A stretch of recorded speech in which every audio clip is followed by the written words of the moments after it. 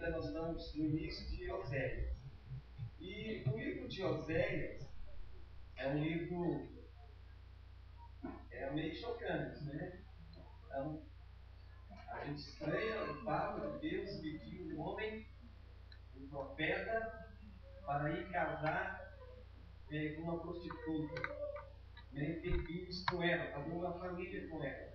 Não porque é estranho, porque na verdade ela estava vivendo uma vida assim.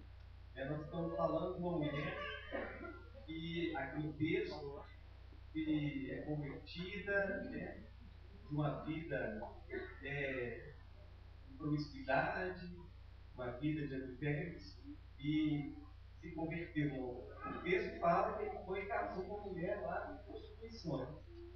Então é estranho. Mas esse texto de Oséias, apesar da sua estranheza e de chocar, né, ele fala do amor de Deus.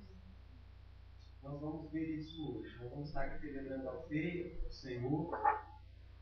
E a ceia fala muito desse grande amor de Deus, né, do amor que Deus teve por nós, que tem, do amor de Jesus por nós, que a ceia fala do sacrifício para a morte do nosso Senhor e Salvador Jesus Cristo, do preço que ele pagou.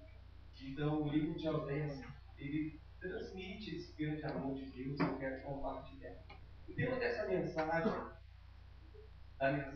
é transformando o vale de desgraça em uma porta de esperança. Vamos ler aqui no capítulo 2 de Oséias, o versículo 14 e o versículo 15. Portanto, eis que eu a atrairei e a levarei para o deserto e lhe falarei ao coração. E lhe darei as suas vinhas dali e o vale de Jacó, por porta de esperança.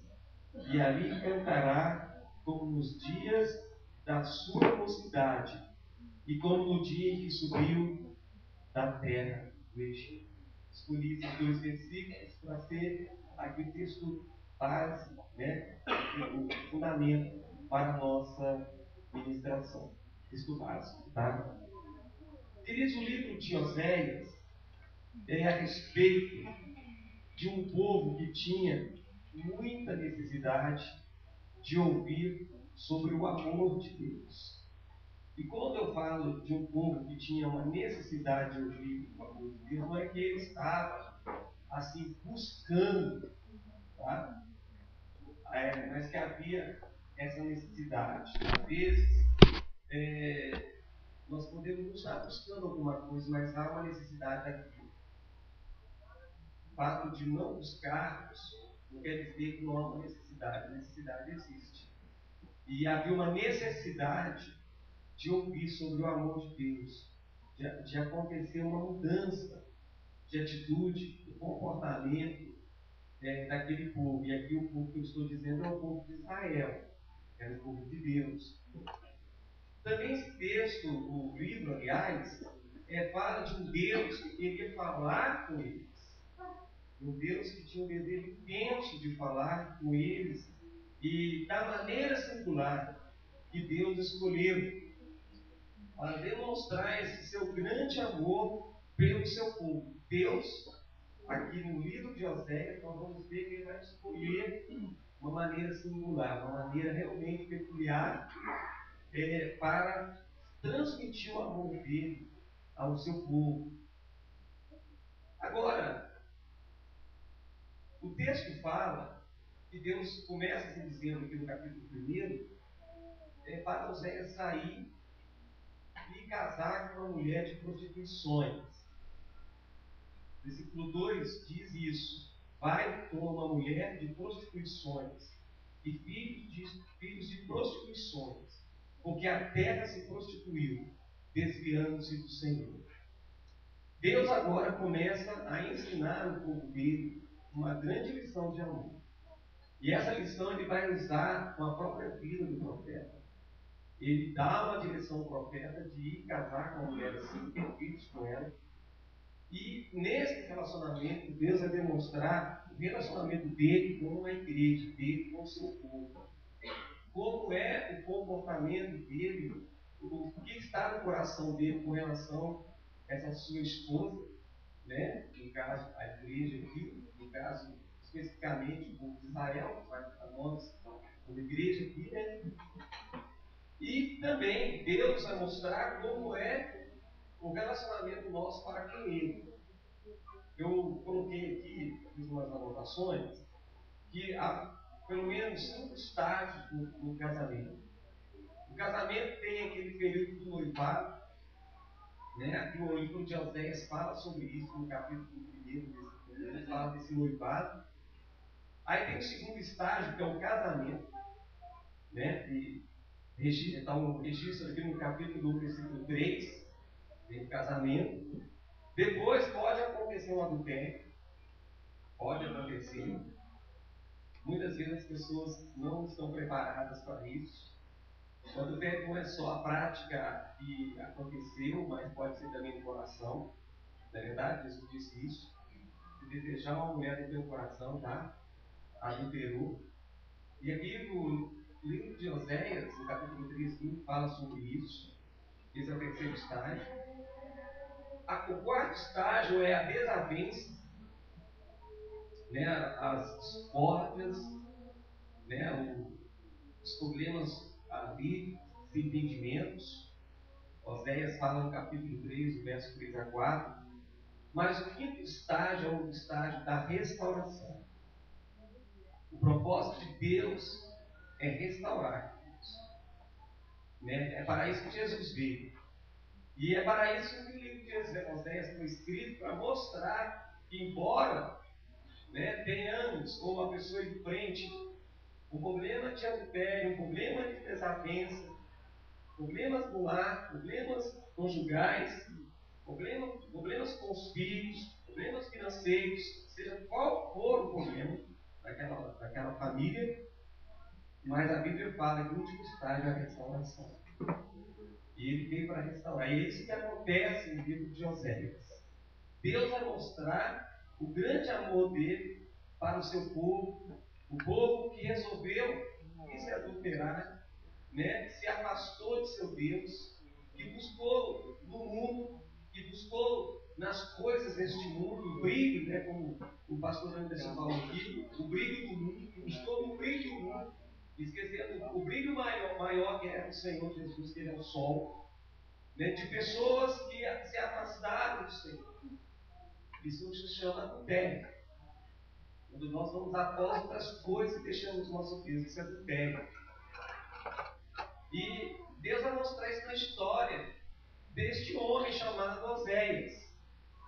Porque essa mulher aqui no texto, ela vai adulterar, embora ele vai lá, vai trazer para casa, vai dar um lar àquela mulher, vai dar segurança àquela mulher, vai dar proteção àquela mulher, provisão àquela mulher, filhos, uma família, que é mais importante do que isso, né?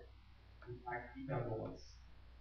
Acontece que mesmo com todo isso, com todo o carinho, com todo o amor de Oséias dedicado a essa mulher, ela vai voltar para a vida outrora, para a vida de prostituições.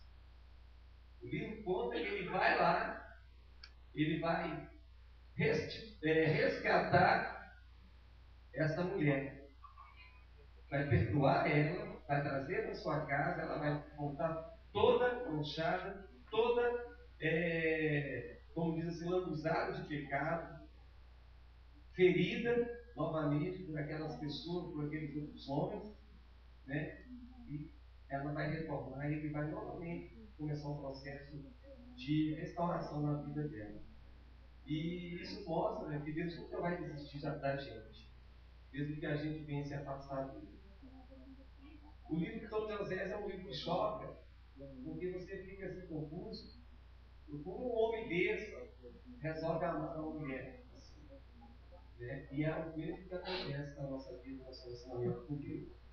Então, esse livro é um livro que fala de esperança. E esperança é o quê? É uma expectativa que a pessoa tem em alguma coisa, em algo desejado, em algo previsto, e essa pessoa fica ansiosamente esperando aquilo. Alguma coisa que você sabe que vai vir, né? E você então fica ali esperando, né? De forma ansiosa. Alguma coisa pela qual alguém espera.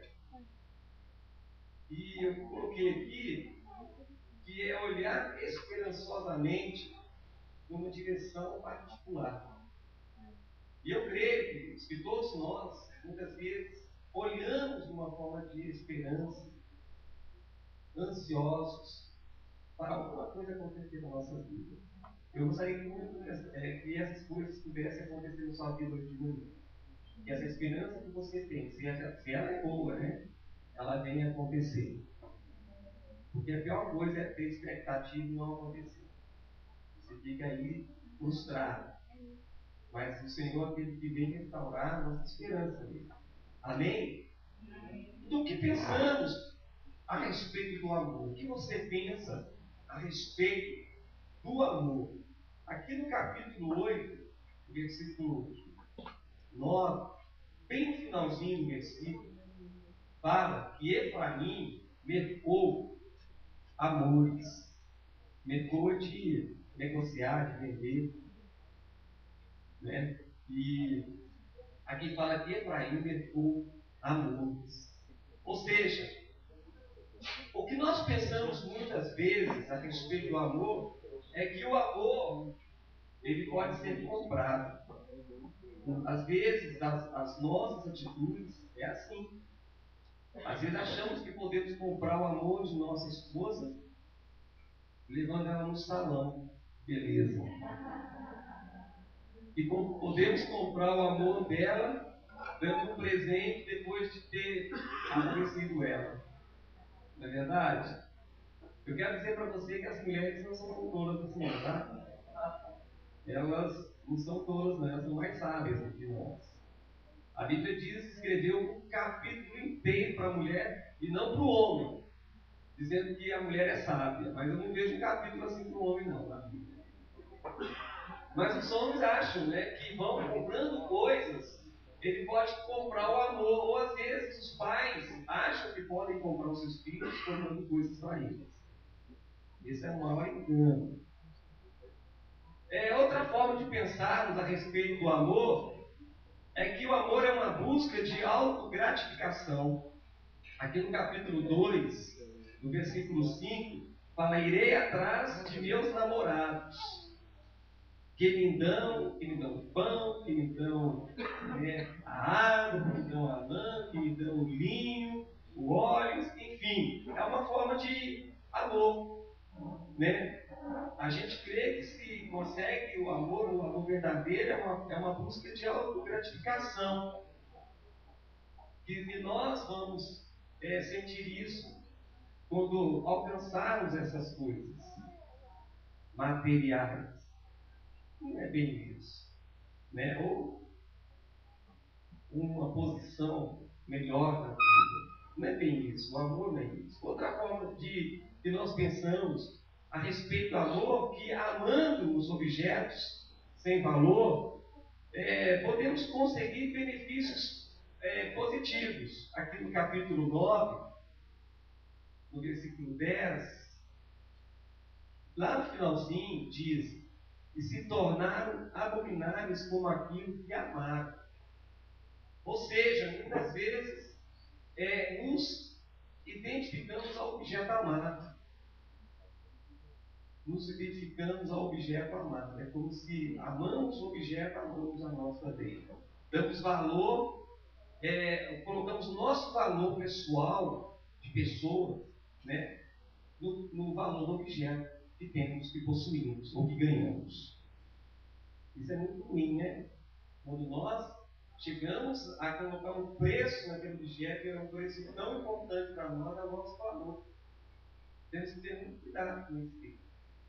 Por exemplo, você fica lá no fim de semana lavando o carro, alguém te fala: rapaz, vamos lá na igreja. Você fala: não, hoje, em dia de tempo, vou dedicar o meu carro. Né? Vou lavar o meu carro, vou trato o meu carro, uma serinha. E que o carro para você é um carro. Né? E queridos, você está colocando o seu próprio valor ali também como pessoa. Você esqueceu que a pessoa, o mais importante é você. E que você tem que investir mais em você do que no carro. Então isso também é amar o objeto, é se colocar no lugar daquilo. E talvez aquilo mais do que você. Porque podemos tornar-nos escravos daquilo que nós amamos. Agora, em segundo lugar, eu quero falar que Deus deseja que venhamos conhecer o seu verdadeiro amor. Deus quer que a gente compreenda que essas formas de amor que eu coloquei aqui é uma mentira, é um engano.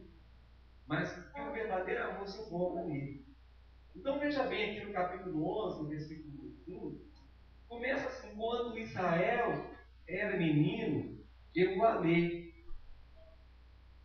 Aqui Deus fala de um povo que nasceu, e quando este povo estava lá no seu nascimento, Deus estava lá amando. Não é assim?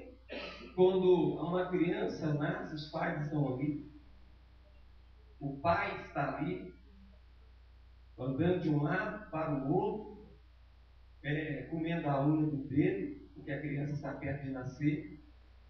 Não é verdade? Ansioso, na expectativa, às vezes pode participar do parto e fica ali, né, vendo o filho. Veja que no primeiro momento o pai está ali, amando aquela criança. É o texto dizendo: quando Israel era menino, eu amei. Desde pequeno. Mas não é somente com o povo, ele também fala de uma pessoa, porque Israel era Jacó. E você sabe que Jacó não é uma pessoa fácil. Jacó já recebeu seu nome no nascimento porque ele é esperto. Porque ele é aquele que enganaria seu irmão, enganaria seu pai, enganaria seu sogro, enganaria. Olha, se deixasse ele, se ele soubesse, pudesse, ele enganaria até Deus, mas o que eu quero dizer é que Deus está falando com todas as suas imperfeições, não sabendo o que iria acontecer ainda no seu nascimento, eu te amei.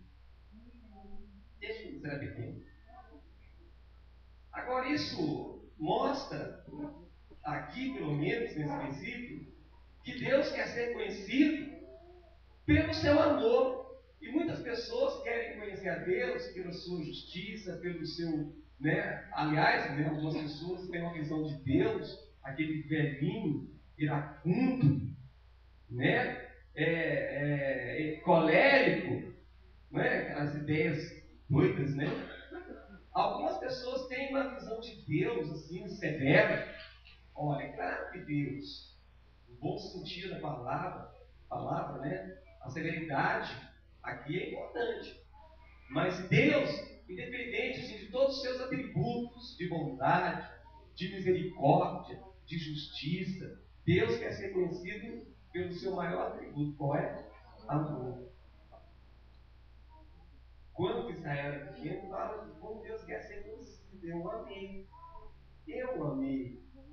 Outra coisa que a gente pode observar aqui, no capítulo 11, no versículo 4, eu te atraí com cordas humanas. Aí ele fala, com cordas de amor. Uma vez uma pessoa falou para mim, assim, na minha conversão, e alguns meses depois, eu estava meio que rebelde, meio que chateado, meio que querendo afastar, meio que querendo desviar. Alguém disse assim, mas não tem mais jeito. Você foi laçado em cordas de amor. Você pode querer afastar. Deus vai dar corda, mas depois ele puxa de novo. Eu te atraí com cordas de amor. Outra coisa que a gente percebe, que nos fala que Deus quer ser conhecido pelo seu amor, é no versículo 8, que fala: como te deixaria? Como te deixaria? Queridos, nós estamos falando de um texto que fala de um amor de um homem e de uma mulher. Aqui é como Osés estivesse dizendo, ele. Como é que chama a esposa dele? Deixa eu dar um nome bem complicado. Gomer, né? foi, depois de todo cuidado, de todo carinho, de todo amor, de toda segurança, né, deste homem para com ela, de ter tirado ela daquela vida, ter dado a ela uma casa, uma família. Mas essa mulher largou Oséias, não quis mais, voltou para aquela vida de antigamente, mas quando ele fica sabendo que Gomer está na miséria, que está no estado deplorável, lá julgada às tralhas, ele vai lá e busca ela de volta. Ela está no mercado para ser vendida, ele vai lá e compra e traz ela de volta para casa. E ele fala: como te deixaria? Como te deixaria? Às vezes, querido, a gente ouve que a mulher faz uma coisinha e a gente dá uma sapatada nela, né? O pouco, nós homens já estamos perdendo a paciência com as outras mulheres. O pouco a gente já se irrita e não sei o que, vou devolver você para sua mãe, para seu pai. Oséias é um bom exemplo para nós homens. Deus pediu uma coisa muito difícil para Oséias. Não é verdade? Deus pediu uma coisa muito difícil para ele. Porque Deus queria ensinar, através da vida dele, o grande amor que ele tinha pelo seu povo. Que independente do seu povo ter se afastado dele, depois de Deus ter trazido do Egito, e o Egito representa lugar de sofrimento para o povo de Deus, de perseguição do povo de Deus. Não é verdade? O Egito representa isso para nós. Mas Deus foi lá, nos libertou do império das trevas, do pecado, nos transportou para o reino vivo do seu amor. Hoje estamos debaixo da graça. Às vezes nós viramos as costas do nosso Deus, não é verdade? Não damos valor às coisas que Ele tem para nós. Mesmo assim, Ele diz: como te deixaria? Que grande amor é esse, né? Que amor é esse que o Senhor tem por você? Tá? O corpo. Amém? Como te deixaria? A terceira coisa aqui, no texto, é que Oséias foi o próprio sermão de Deus, né? Deus resolveu fazer um sermão. E ele resolveu fazer de forma singular, diferente. Ele resolveu pegar a vida de Oséias, a história da vida dele, juntar com a história da vida de Gomer. Ou seja, Oséias é o próprio sermão de Deus. Eu quero dizer para você nesta manhã que você é o sermão de Deus. Você é o sermão de Deus. Sabe porque a Bíblia diz que Deus está fazendo uma grande obra na sua vida. Está lá em Filipenses, né? 1:6. E a maior obra que Deus está fazendo é na sua própria vida. Deus está escrevendo uma história bonita na sua vida. Você é o próprio sermão de Deus. Agora, há um problema, né? Como levar a mensagem de Deus? Né? Um Deus de amor a um povo que estava assim, tão inclinado a não ouvir. Como podemos levar essa mensagem a pessoas que não querem ouvir? Pessoas que não querem entender? Como levar uma mensagem assim? Algumas coisinhas aqui. Deus, ele, aqui no capítulo 1, fala: Zé, eu tenho que levar uma mensagem ao povo que não quer ouvir. Mas eles têm muita necessidade de saber do meu amor. Mas eles não querem ouvir. Você vai ser a estratégia que eu vou usar. Como eu disse, você vai ser o meu sermão. Aí no versículo 2, do capítulo 1, fala que ele foi e casou com uma mulher de prostituições. Casou com uma mulher impura. Aí no versículo 3, fala que ela concebeu e lhe deu um filho.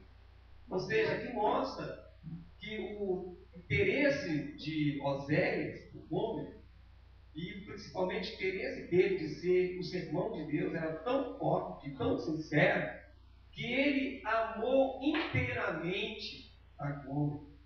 E isso mostra que ele resolveu ter com ela uma família, ter com ela filhos. Isso mostra uma profundidade do amor entre um casal. E no capítulo 3, versículo 1, quando Gomer foi embora e deixou Oséias, depois de tudo que ele fez, os benefícios, aí fala que ele vai outra vez e ama essa mulher. Ele vai atrás de Gomer, buscar ela na situação que ela se encontrava. Então, 3 coisas. Primeiro, ele casa com uma mulher assim, impura. Ele tem filhos com essa mulher. Essa mulher vai embora, vai se relacionar com outros homens, fica numa vida deplorável, jogada lá na praça. Ele vai recorrer essa mulher, traz de volta para sua casa, restaura a vida de Gomer. Então, isto é o sermão de Deus. A sua vida, a sua história foi assim. Você estava no pecado, longe de Deus. Você estava envolvido com outros deuses. Você estava envolvido com este mundo, amando este mundo, as coisas deste mundo. Você estava totalmente impuro nas prostituições. Porque você foi feito para adorar o único Deus verdadeiro. Mas assim mesmo, Deus enviou seu Filho Jesus.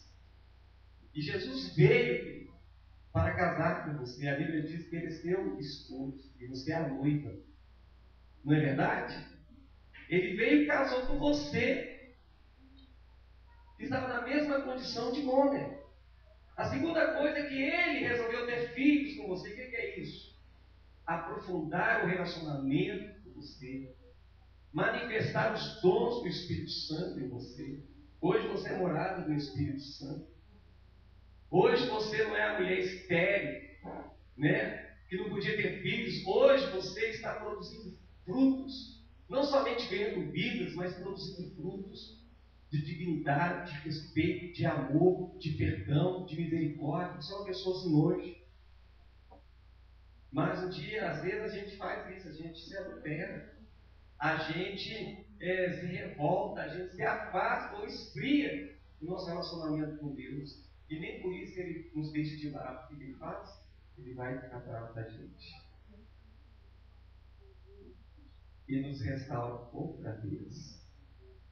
Eu posso concluir o seguinte: que o Senhor renova o seu chamado, que o Senhor renova a sua vida, que o Senhor renova a sua fé. A gente aprende aqui alguns princípios que eu quero passar rapidinho para você.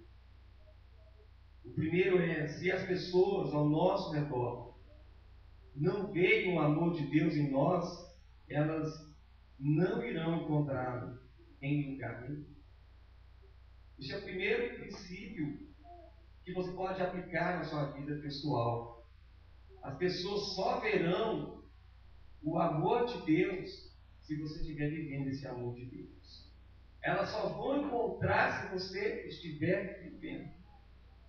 Ontem eu pude ver isso aqui, de muitas pessoas que estão sendo impactadas pela vida de outras. E principalmente uma coisa interessante que eu percebi, porque é aquele negócio, diz aí um ditado, que santo de casa não faz. Isso é uma mentira, faz milagres sim.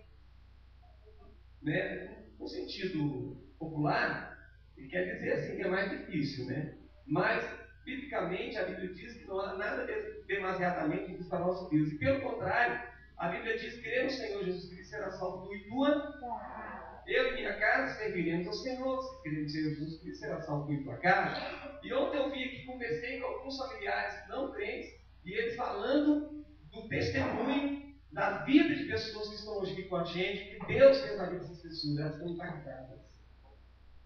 Ou seja, elas estão podendo ver o amor de Deus, lendo o sermão, que é a vida de um irmão, da irmã. E eu sempre falo que talvez a única Bíblia que o seu vizinho esteja lendo é você. Às vezes o vizinho tem Bíblia nenhuma, mas você é uma Bíblia.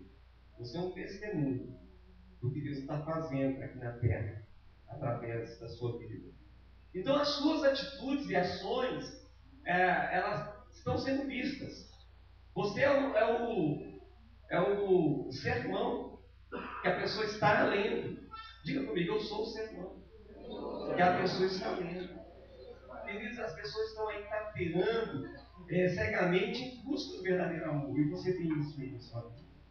Amém? A segunda aplicação que você pode fazer é que nós não podemos separar nossos testemunhos e ministérios de nossa vida. É tudo junto. Eu vi uma vez uma pessoa falar assim, olha, quando eu estou trabalhando, eu tenho que me comportar diferente. Porque eu sou uma pessoa assim, eu trabalho com pessoas, o meu negócio eu vou dizer um negócio dele, tá? É isso. Então, o meu negócio não permite que eu fale toda a verdade. Eu vou falar assim, ninguém sabia, né? E a pessoa não está aqui mais. Mas assim, a pessoa, ela exerce um cargo de advocacia. Agora, o que um advogado faz no seu juramento? Ele promete defender a causa da pessoa, ele promete ser justo. Inclusive tem aquela, como é que chama? Que eles usam lá na lei, é uma mulher, né? Que é o símbolo da lei, a mulher com uma venda nos olhos. E eu achava que aquela venda nos olhos é para não ver. Eu pensava mesmo, e conversando com essa mesma pessoa, que a gente assim, conversa muito, né? Conversava, né? E eu falei assim, interessante, né? Por que para não ver, né? Para não ver se é rico, né? Para não ver as coisas, né, erradas. E a pessoa falou que não. Que aquela venda é para ver se ela é preta, se ela é branca, se ela é alta, se ela é magra, se ela é rica, se ela é pobre. Vocês entenderam? Não para decepção. Falando de decepção, eu não posso falar a preta, descendente. Então, isso é uma decepção. Isso não é uma discriminação, eu acho, mas tudo bem. Né? Porque o branco, o que eu diria? Pois é, tem coisa, uma briga esse anos, né? Meu Deus, eu, por exemplo, sou preto, né? Eu seria preto, mas eu sou um afrodescendente. Eu sou um chocolate. A gente fica brigando. Então, eu acho que só a discussão disso já é uma discriminação. Amém. Amém. Vocês entenderam? A venda dos olhos é para não ver se a pessoa tem qual que ela é. Que tamanho, se ela é rica, se ela é pobre. Então, fala da justiça. E eu falei assim para essa pessoa, você está assim, eu só queria frente na hora, não espero, assim, Deus mandou uma fala. Ele falou, olha, isso é errado, isso é crente. E crente em todo lugar. Falei com essa pessoa. Cuide de sua vida, se você não cuidar da sua vida, você vai ter muitos problemas na frente. Então, querido, a gente não tem que ter dois guarda-roupas. Essas roupas aqui é para eu usar na igreja. E essas aqui para usar no meu trabalho. Olha, a roupa que você não dá para o trabalho, não dá para usar na igreja, meu irmão, qual o seu testemunho na foto? Porque é lá que você vai testemunhar. A luz brilha onde? Na trevas. Concorda comigo? Não é o que está escrito na palavra? Então, o que eu estou querendo dizer que eu e você não podemos separar o nosso testemunho de vida e o nosso ministério da nossa vida. Não pode, é tudo junto. Ou seja, a sua pregação, a fonte, né, do poder da sua pregação, a fonte do poder do seu testemunho está lá no seu lar, está na sua casa. E é isso que Osés está mandando um lembrete, está mandando aqui algo importante para nós. Que a fonte de poder do testemunho dele, a fonte de poder do testemunho dele, da pregação dele, estava o quê? No lar. Estava na família. Com a força da minha pregação, do meu testemunho, vem da minha casa. vem do meu relacionamento com a minha esposa e do meu relacionamento com as minhas filhas. É verdade ou não é, querido?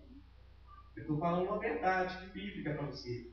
E o terceiro princípio que pode ser colocado na sua vida, uma aplicação aqui, que o único exemplo perfeito de amor é encontrado no próprio Deus. Fora dele não há nenhuma qualquer perfeição de amor. Ou seja, somos todos aperfeiçoados no amor de Deus em Cristo Jesus.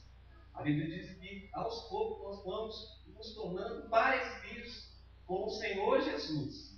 Mas Ele, Deus, é a fonte primária, é a fonte verdadeira do perfeito amor. A Bíblia diz que Deus é amor. Não é verdade? Então, quando Deus ele contraiu um matrimônio com seu povo, Deus começou a recitar votos e recitou votos, como a gente vê aqui o casal na frente, o jovem para a moça e a moça para o jovem, e eles fazem votos, os votos matrimoniais. Aqui quem é casado fez isso. Deus também fez votos que prometem permanência, um relacionamento correto, um tratamento justo, um amor inabalável, ternura, segurança e uma autorrevelação. Querido, olha para você ver no capítulo 2, no versículo 19 e 20. É muito tremendo esses dois versos aqui. São muito fortes esses dois versículos aqui de Oséias. Oséias capítulo 2, versículo 19 diz assim: e desposar-te-ei comigo para sempre. É Deus falando com você, querido. Deus te desposou para sempre. Posso ouvir um aleluia, glória a Deus? Você quer pedir divórcio? Ele está dizendo: e desposar-te-ei comigo para sempre. Desposar-te-ei comigo em justiça, e em juízo, e em benignidade, e em misericórdias. E desposar-te-ei comigo em fidelidade, e então conhecerás o quê? O Senhor. Como conhecemos o Senhor? Todas essas coisas. Deus um dia casou com você. E Ele fez votos de compromisso com você. Deus é fiel, tá? Deus é fiel. Eu quero encerrar contando aqui uma história dos irmãos.